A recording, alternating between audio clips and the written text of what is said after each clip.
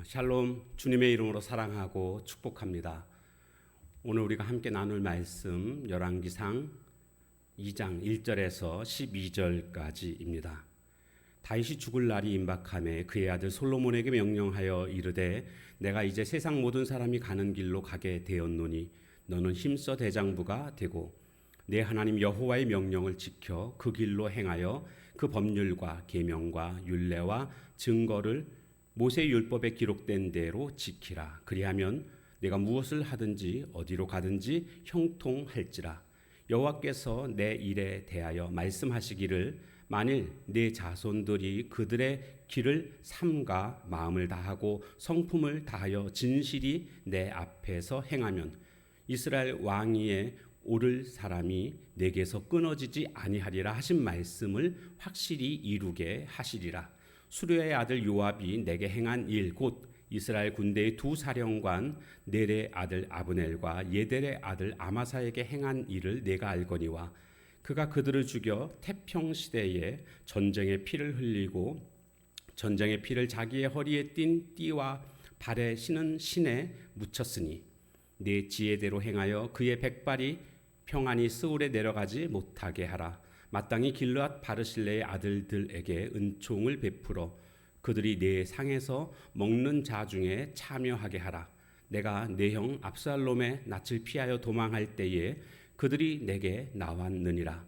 바후림 베냐민 사람 게라의 아들 시므이가 너와 함께 있나니 그는 내가 마하나임으로 갈 때에 악독한 말로 나를 저주하였느니라. 그러나 그가 요단에 내려와서 나를 영접함으로 내가 여호와를 두고 맹세하여 이르기를 내가 칼로 너를 죽이지 아니하리라 하였노라. 그러나 그를 무죄한 자로 여기지 말지어다. 너는 지혜 있는 사람이므로 그에게 행할 일을 알지니 그의 백발이 피 가운데 스올에 내려가게 하라. 다윗이 그의 조상들과 함께 누워 다윗성에 장사되니 다윗이 이스라엘 왕이 된 지 40년이라. 헤브론에서 7년 동안 다스렸고 예루살렘에서 33년 동안 다스렸더라. 솔로몬이 그의 아버지 다윗의 왕위에 앉으니 그의 나라가 심히 견고하니라. 아멘. 자, 오늘 본문은 이제 다윗이 죽음이 임박해서 아들 솔로몬에게 유언을 하는 내용입니다. 그리고는 이제 장사 지내게 되는 것이 오늘 본문의 내용이 되겠습니다. 자, 1절에 보니까 그의 아들 솔로몬에게 이렇게 말합니다. 2절 너는 힘써 대장부가 되고, 여기 대장부가 되라는 것은 이제 내가 앞으로 너에게 말할 것에 대해서 강한 마음으로 그것을 지켜내라, 이런 의미로 대장부가 되라 이렇게 말을 하고 있는데, 이후에 다윗이 솔로몬에게 하는 말을 한번 우리가 살펴볼까요? 내 하나님 여호와의 명령을 지켜 그 길로 행하여 그 법률과 계명과 율례와 증거를 모세의 율법에 기록된 대로 지키라. 쉽게 말씀드리면 하나님의 말씀대로 계명대로 순종하라, 그런 뜻이 되겠습니다. 그리하면 내가 무엇을 하든지 어디로 가든지 형통할지니, 여기 형통한다는 것은 성공한다 그런 뜻입니다. 영어로는 success라고 번역이 되어집니다. 그러니까 가장 먼저 너 정말 성공하고 싶니? 그렇다면 성공에 분명한 이유가 있다, 원인이 있다. 그것은 하나님의 계명대로 순종하면서 사는 것이다. 이것이 첫 번째 유언입니다. 두 번째 유언입니다. 여호와께서 내 일에 대하여 말씀하시기를 만일 내 자손들이 그들의 길을 삼가 마음을 다하고 성품을 다하여 진실이 내 앞에서 행하면, 그러니까 마음 다하고 성품 다해서 여호와 앞에서 진실이 행하면, 진실이 행한다는 것은 여호와를 잘 섬긴다라는 것을 뜻합니다. 마음을 다하여 성품을 다하여 여호와를 잘 섬기면 이스라엘 왕위에 오를 사람이 내게서 끊어지지 아니하리라 하신 말씀을 확실히 이루게 될 것이다, 이런 뜻입니다. 그러니까 다윗의 두 번째 그 유언은 우리 다윗 왕조가 계속 이어져야 되는데, 하나님 그 약속을 하셨는데 이 약속이 이루어지기 위해서는 마음을 다하여 성품을 다하여 진실이 여호와 하나님을 섬겨야 된다. 그러면 왕조가 끊어지지 않을 것이다. 그러니까 다윗은 솔로몬에게 두 가지를 유언하고 있습니다. 너 성공해야 된다. 그러기 위해서는 하나님의 말씀대로 계명대로 순종해야 된다. 그리고 우리 왕조가 계속 이어져야 된다. 그러기 위해서 진실된 마음으로 성품을 다하여 마음을 다하여 여호와 하나님을 잘 섬겨라. 이것이 바로 두 번째 유언이 되겠습니다. 오늘 우리도 마찬가지입니다. 우리는 이런 일 저런 일들을 하면서 살아가고 있습니다. 중요한 것은 성공해야 됩니다. 형통한 삶을 살아야 합니다. 형통에는 비결이 있습니다. 그 비결이 뭐라고요? 하나님의 계명대로 순종하며 살아가는 것입니다. 하나님의 말씀대로 사는 자가 반드시 성공하게 될 줄로 믿습니다. 그것이 성경 말씀이고 하나님의 말씀입니다. 오늘 우리가 하나님을 믿을진데 이 하나님의 말씀을 믿고 그 말씀대로 순종하며 살아가는 자가 되므로 모두가 다 형통케 되는 귀한 축복이 임하기를 바랍니다. 그러면서 이제 다윗은 솔로몬의 왕위가 견고해지도록 몇 가지를 당부를 합니다. 솔로몬의 왕위를 위협하는 이런 일들이 있었습니다. 그것들을 제거해야 된다. 자, 그러면서 첫 번째로 말하는 것이 바로 5절에 보면 수르야의 아들 요압이 나에게 행한 일을 너는 알아야 된다. 다윗의 가장 측근에 있었던 요압 장군이었지만 군대 장관이었지만 그는 다윗을 무시하고 멸시하는 행동을 했습니다. 그 일이 뭔가 보니까 이스라엘 군대의 두 사령관 넬의 아들 아브넬과 예델의 아들 아마사에게 행한 일을 내가 알거니와. 두 사람 아브넬과 아마사. 아브넬은 사울 왕의 군대 장관이었고 아마사는 압살롬의 군대 장관이었습니다. 자, 그런데 이 사울 왕이 죽게 되지 않았습니까? 그때 이 아마사가 투항을 했고 아브넬이 투항을 했고 이 아브넬을 받아주게 됩니다. 그러므로 말미암아 이스라엘 전체에 어떤 평화를 통일 왕국으로서의 어떤 평화로운 통일을 이루게 됐습니다. 그러지 않으면 큰 싸움이 또 벌어질 수가 있었습니다. 완전한 통일 왕국을 위해서 그렇게 사울의 군대 장관을 받아주는 그런 일이 있었습니다. 그런데 이 요압과 아브넬 사이에는 악연이 있었는데 바로 요압 장군의 동생이었던 아사헬이 사울과의 전투에서 이 아브넬에게 군대 장관 아브넬에 의해서 죽게 됩니다. 그래서 요압 장군은 한마디로 이 아브넬이 원수가 됐던 겁니다. 그런데 다윗이 이 아브넬을 같은 편으로 받아 주었지 않았습니까?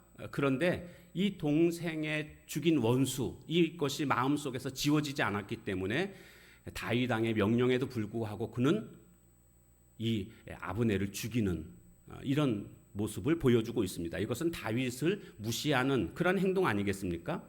그런가 하면 아마사도 마찬가지라고 할 수가 있습니다. 아마사는 압살롬의 군대 장관이었는데 압살롬이 죽고 나서 역시 이 아마사를 받아줍니다. 받아주면서 이 아마사를 군대 장관으로 임명을 하게 되죠. 그러니까 요압 장군의 입장에서는 자기가 군대 장관인데 군대 장관의 자리를 빼앗기게 된 겁니다. 여기에 대한 질투가 마음속에 가득 차게 되었고 그래서 그는 몰래 이 또 아마사를 죽이는 이런 행위를 하게 됐습니다. 이 아마사를 받아줌으로 말미암아 또 그 내란을 종식시키는 그 평화롭게 내란을 마무리하는 그런 일이 있었거든요. 그렇지 않으면 또 문제가 또 생길 수가 있었습니다. 그러니까 다윗은 참으로 지혜롭게 일들을 처리하고 있는데 이 다윗의 이 행위에 대해서 요압 장군은 못마땅하게 생각했고 자신의 보복심 그리고 자신의 어떤 질투심을 이기지 못해서 왕의 명령을 어기는 일을 서슴지 않은 것을 볼 수가 있습니다. 그러나 이에 대해서 다윗이 요압을 어떻게 하기가 어려울 만큼 요압 장군의 그 힘이 대단히 컸습니다. 그래서 자기 스스로는 어떻게 하지는 못했지만 앞으로 솔로몬이 왕으로서 나라를 다스릴 때에 분명히 이 요압은 솔로몬을 무시하게 될 것이고 솔로몬에게 위협적인 존재가 될 것이 예상됐기 때문에 이 요압 장군을 제거할 것을 지금 말하고 있습니다. 자, 그런가 하면 이 요압 장군 말고 또 누가 나오는가 보니까 길르앗 바르실레의 아들들에게 은총을 베풀어라. 이것은 다윗이 압살롬의 반역으로 말미암아 도망을 치게 됩니다. 마하나임으로 요단강 건너가서 거기서 그렇게 피난하고 있을 때 이 바르실레가 와서 도와줬습니다. 먹을 것과 물을 제공해주고 온갖 힘을 다해서 도와줬는데 이것은 사실 목숨을 건 도움입니다. 목숨을 걸고 도와준 겁니다. 왜냐하면 압살롬이 대세였고 그래서 이 사실이 알려지게 되면 나중에 살아남을 수가 없는 그런 상황이었습니다. 그럼에도 불구하고 이 바르실레가 도와줬거든요. 그래서 다윗은 다시 이제 전쟁에서 승리하고 예루살렘 왕궁으로 돌아갈 때에 바르실레에게 같이 가자고 했지만 바르실레가 나는 나이가 너무 많아서 내가 폐가 됩니다.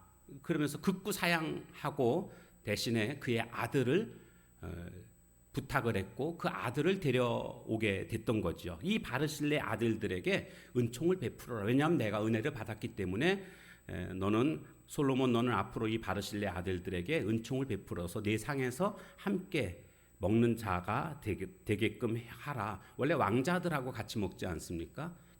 그러니까 이제 왕자들처럼 대해줘라, 그런 의미라고 할 수가 있습니다. 그런가 하면 또 한 사람이 있습니다. 바로 시므이입니다. 압살롬의 반역 때에 다윗이 도망갈 때에 다윗에게 돌을 던지면서 모욕을 줬던 자였습니다. 그런데 다윗이 압살롬과의 전쟁에서 승리하고 이제 예루살렘으로 복귀하기 위하여서 요단강을 건너올 때에 이 시므이가 1000명의 사람들을 데리고 와서 다윗을 환영합니다. 한마디로 기회주의자입니다. 약하니까 모욕을 주고, 왜냐하면 자신은 베냐민 집하고 자신은 사울 왕과 같은 편이었거든요. 그런데 사울 왕이 죽고 다윗이 왕이 되니까 그것이 못마땅했던 겁니다. 그래서 다윗에게 돌을 던지면서 모욕을 줬던 자가 이제 다윗이 전쟁에서 승리하고 다시 예루살렘 궁으로 돌아오니까 다윗에게 또 와서는 머리를 조아리면서 용서해달라고 하면서 그렇게 아부를 하는 이런 시므이, 마음 같아서는 죽이고 싶었지만 지금 왕궁으로 지금 다시 들어가는 기쁜 날 아닙니까? 그 기쁜 날 시므이를 죽인 것은 합당치 않다라고 다윗은 생각을 했던 것입니다. 그리고 그는 또한 베냐민 지파 유력자이기도 했습니다. 시므이를 품음으로 말미암아 베냐민 사람 전체를 품을 수 있는 그런 계기가 되거든요. 그래서 결국 그 시므이를 용서해 주었습니다. 그런데 다윗은 역시 마음에 품고 있었습니다. 왜냐하면 이 시므이에 대해서 이렇게 또 얘기하죠. 그는 내가 마하나임으로 갈 때 악독한 말로 나를 저주하였다. 그러나 요단에 내려와서 나를 영접해서 내가 맹세했다. 내가 너를 칼로 죽이지 않을 것이다. 그러나 그는 무죄한 자로 여기지 말지어다. 그는 죄가 있는 자다. 너는 지혜 있는 사람이니까 그에게 행할 일을 너는 알 것이다. 그의 백발이 피 가운데 스홀에 내려가게 하라. 처리하라. 그런 말을 하고 있는 것을 보게 됩니다. 자, 그리고 오늘 우리는 본문을 통해서요, 요압 장군에 대해서 구체적으로 이야기를 하고 있는 것을 보게 됩니다. 그런가 하면 바르실레에게는 오히려 아들들에게는 은총을 베풀어라. 그리고 또 시므이에 대해서는 네가 처리해야 된다. 한마디로 공의의 실천을 우리는 보고 있는 것입니다. 공의의 실천. 잘못한 자들은 결국 벌 받는 것이고요. 잘한 자는 상 받는 게 그게 옳은 겁니다. 이 공의의 실천이 그대로 이루어지도록 너는 행하라. 이것이 바로 다윗이 솔로몬에게 하고 있는 유언의 내용인 것을 알 수가 있습니다. 오늘 우리도 마찬가지입니다. 하나님 나라 갈 때에 내가 주님 위에 헌신하고 주님 섬기기에 정말 마음을 다하고 성품을 다하여 주님을 잘 섬긴 사람들, 그리고 주님의 말씀대로 순종하며 살았던 사람들, 이런 사람들에 대해서 하나님은 상으로 보답해 주십니다. 반면에 하나님을 믿지 않는 사람들, 예수 그리스도를 영접하지 않는 사람들은 다 지옥에 가게 됩니다. 그리고 하나님을 믿었다 할지라도 주님을 위해서 헌신하지 못하고 주님을 위해서 살지 않은 사람들에 대해서는 상급이 없음을 우리는 또한 받아들여야 합니다. 자, 그렇다고 한다면 오늘 우리는 어떤 사람이 지혜로운 사람일까요? 유한한 이 세상에서 행복을 누리는 것보다, 이 세상에서 내가 하고 싶은 거 다 하고 즐겁게 사는 것보다 영원한 나라에서 즐거운 삶을 살아가는 것이 더 지혜로운 자의 모습 아닐까요? 그러면 영원한 나라에서 우리가 상급을 받으며 살아가는 것이 행복한 삶인 줄로 믿습니다. 우리 모두가 남은 생 하나님의 영광을 위해서 삶으로 말미암아 주님 앞에 섰을 때에 공의의 심판을 통해서 우리의 잘한 부분에 대해서 상을 받고 행복한 그런 천국에서의 삶을 누릴 수 있는 우리 모두의 삶이 다 되어주시기를 주님의 이름으로 축원합니다. 찬송가 516장 찬양하겠습니다. 찬송가 516장입니다.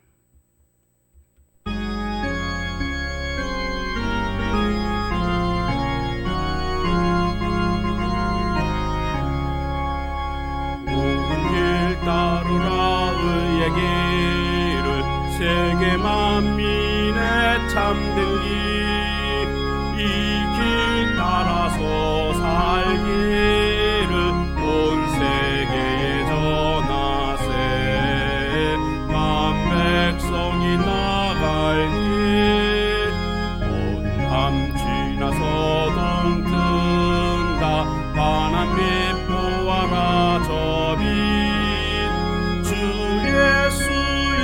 나라 이 땅에 곧 오겠네 오겠네 주 예수 따르라 승리의 주 세계 만민이 나아가 길과 진리요 참 생명 내 창검을 부수고 다 따르라 화평왕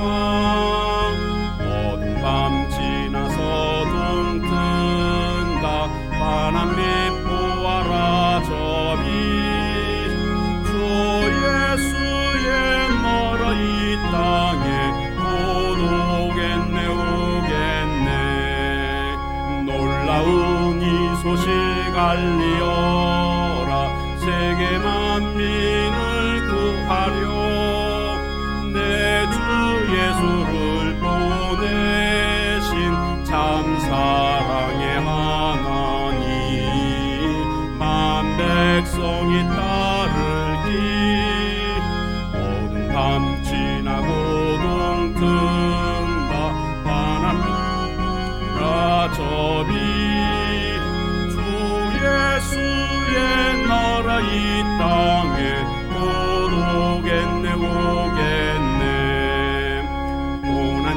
해치고 찾아온 길 많은 백성을 구한 길 모두 나와서 믿으면 온 세상이 마침내 이 진리에 살겠네 어둠 밤 지나고 동 든다 환한 빛 보아라 저빛